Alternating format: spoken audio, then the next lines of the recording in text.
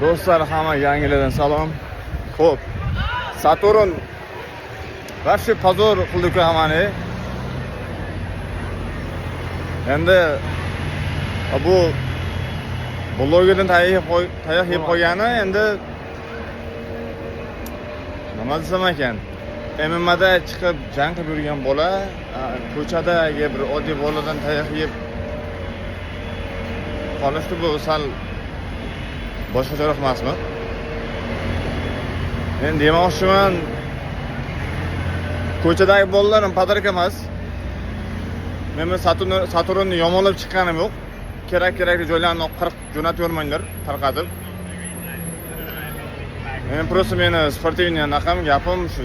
Ras MMAda shug'ullanib yurgan bola ko'chadagi boladan tayoq yeb, ko'chada bolani urolmayotgan bo'lsa, o'yinda bo'lmagani. To'g'risi, как sportivniy anaqada aytganim.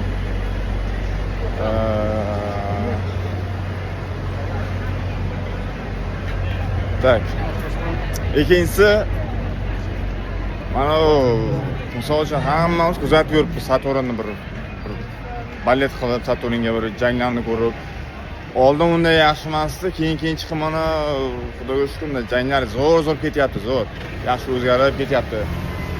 Instagramdan kuzatib, hamma yurtni o'zi Instagramdan kuzatib, misol uchun xalq kuzatyapti, uni ballet qilyapti, podдержка qilyapti.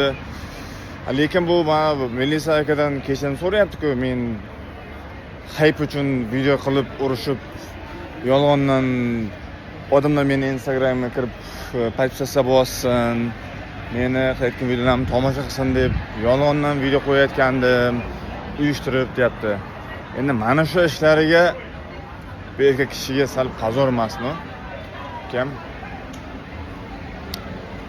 Biz endi bitta joydan, misol uchun men Surxondaryo, Qashqadaryo, o'zi viloyatdan qilayotganim yo'q. Hammamiz bitta O'zbekiston davlatidamizmi? Hammamiz bir-birimizni podдержка qilishimiz kerak. Lekin Qashqadaryo, Surxondaryo deb doim ana qilaveradi, Saturndan gapiraveradi, lekin bizdan shunday chiqayotgan bolalar ham bormi bizning viloyatlardan shunday hype qiladiganlar? Endi jang oldi, raqib bilan face to face bo'lganda, jangdan oldin gaptaylar qiziqarli bo'ladi, hayvonlar hype bo'lsa yarashadi.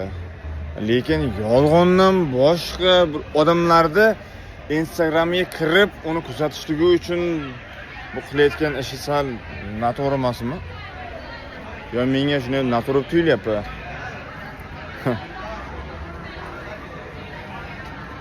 Ham bunday bir yaxshi, navqiron, yosh, shunday bir hammaga o'rnak bo'ladigan darajada nomi chiqib, Saturn bo'lib chiqib, hozir tanilgan bola ko'chadagi blogerdan tayoq yeb, yegandan keyin ham men yolg'ondan video qo'yib yurdim, hype qilib yurdim, yolg'ondan qo'yib yurdim shu videolarni deb uzr so'rash ham sal boshqa emasmi? Tushunmadim, to'g'risini aytsam. Saturnni bunday bir boshqacharoq deb tasvirlagan ekanmiz. Gap yo'q. Mayli, hammaning hayoti o'ziga, kim qanday xohlasa xuddi shunday qilib yashab, nonni, rizqini terib yuraveradi, lekin odamlarni yolg'ondan aldab, o'zining Instagramga obuna bo'ldirib turib, tomosha qilib turib, ularning vaqtini olib ana qilishlik sal menimcha boshqacha bu, menimcha to'g'ri kelmaydi ikki kishiga ozgina bu ishlar.